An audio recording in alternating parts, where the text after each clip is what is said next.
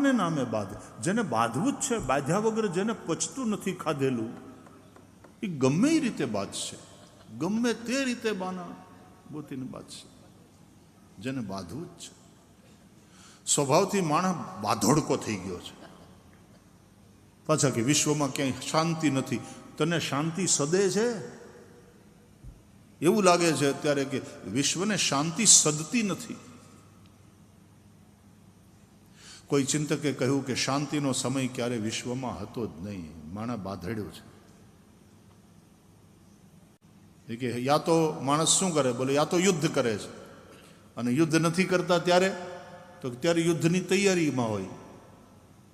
એટલે એ શાંતિનો બળિયા થઈ જાય ને પછી કે આવી જાઓ, કોણ છે, કોણ મને પડકારો કરે, મારી હારે કુસ્તી કરે, મારી સાથે યુદ્ધ કરે, એવા આવી જાઓ. તો જેને બાંધવું જ છે એ નિરાતે ન રહી શકે. બાકી શાંતિથી બેસવું હોય તો કામ કોઈ ના પડે. જો પાણીને ગરમ કરવું હોય તો પ્રયાસ કરવો પડે કે ચૂલે ચડાવો, ગરમ થશે. ટાઢું કરવા માટે કોઈ પ્રયાસ ન કરવો પડે. કાં તો ચૂલાનો અગ્નિ ઠરી જશે, થોડા કલાકમાં પાણી પાછું ટાઢું થઈ જશે.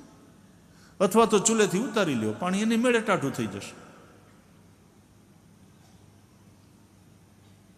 24 કલાક તમે શાંત રહી શકો, 24 કલાક તમે ક્રોધ ન કરી શકો. ચેલેન્જ છે, તાકાત હોય તો કરી બતાવો.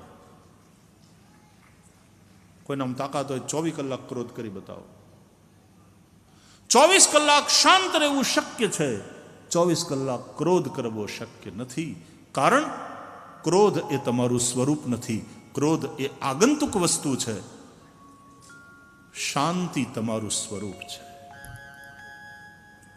અને એટલા માટે શાંતિ પામવા કોઈ જંગલમાં જવાની જરૂર નથી. તમે જ્યાં બેઠા છો ત્યાં જ તમે શાંતિનો અનુભવ કરી શકો.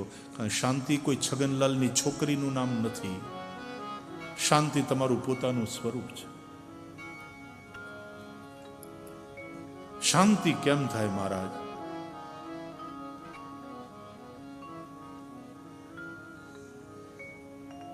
અશાંતિ આપણે ઊભી કરીએ છીએ.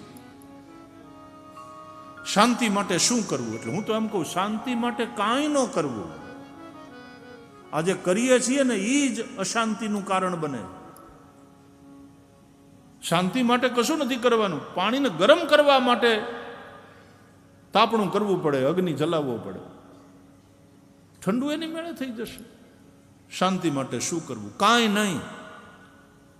ટાંટીઓ વાળીને ચૂપચાપ બેહો, શાંતિ જ છે. પણ હદતી નથી. અંદર જ જ્યાં બાંધોડકયા થઈ ગયા હોઈએ આપણે,